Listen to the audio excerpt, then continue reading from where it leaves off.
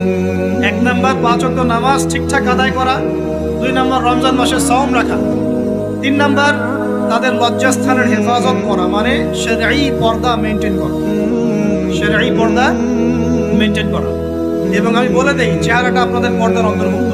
এটা নিয়ে অনেক বাকবিতণ্ডা হয় না সমাজে, চেহারা দেখানো যাবে কি যাবে না ইত্যাদি। চেহারা আপনার পর্দার অন্তর্ভুক্ত বিষয়, ফুল স্টপ। এর উপরে ফতোয়া অনেকভাবে দিচ্ছে, কিন্তু বরেণ্য উলামায়ে কেরামের কিতাবগুলো ঘাটাঘাটি করেন, তাদের ফতোয়া হচ্ছে চেহারা আপনার পর্দার অন্তর্ভুক্ত বিষয়, চেহারা ঢেকে রাখবেন, আল্লাহ পাক তৌফিক দান করুন। চোখ থাকবে খোলা, ঠিক আছে। 4 নাম্বার, স্বামীর আনুগত্য করতে হবে। স্বামীর আনুগত্য, এই যে আনুগত্য শব্দ শুনলেই মানুষের একটা মানে নেগেটিভ ধারণা তৈরি হতে পারে। স্বামীর আনুগত্য মানে কি আমি তার দাসত্ব করবো? আনুগত্য মানে, প্রিয় দিনী বোন, আনুগত্য মানে দাসত্ব নয়।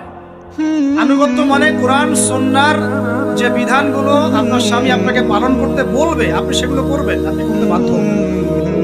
কিন্তু স্বামী যদি কোরআন সুন্নাহর বাইরে কিছু করতে বলে, সেটা মানতে আপনি বাধ্য নন।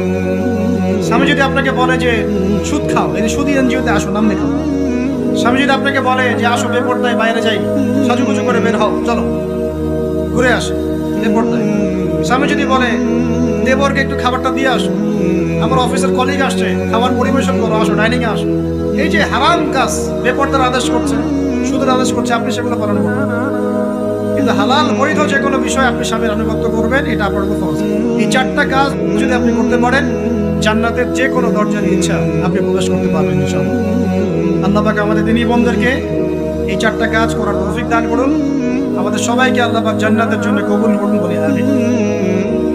আরেকটা বিষয় বলতে চাচ্ছিলাম, সেটা হলো ওই যে প্রথমে বলেছি যে সূরা ইউসুফের সেই সমাধানটা বলবো কিনা? আচ্ছা,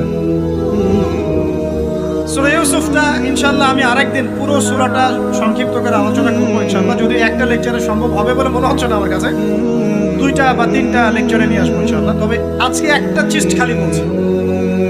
ইউসুফ আলাইহিস সালামের জীবনটা খুবই ট্র্যাজেডিপূর্ণ।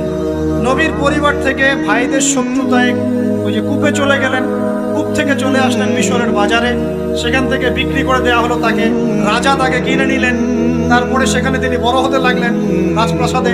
তারপরে ওই যে রাজার কি স্ত্রী তাকে জেনার জন্য আহ্বান করেছিল, সেখান থেকে তিনি জেলখানায় চলে গেলেন। আবার জেলখানা থেকে আবার মিশরের খাদ্য মন্ত্রণালয়ের দায়িত্ব পেলেন। তারপরে তিনি মিশরের শাসকের দায়িত্ব পেয়ে গেছেন, তাই তো?